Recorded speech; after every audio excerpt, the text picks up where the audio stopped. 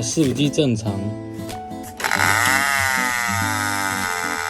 但是明显双桨，然后会磨到几颗，唯马达不会转。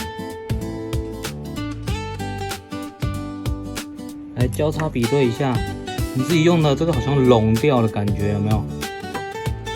这是一个新马达。哦，那你这原先的坏掉了。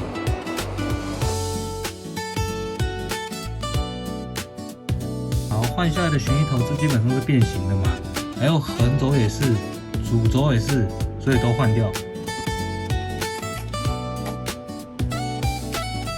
不会磨几颗了。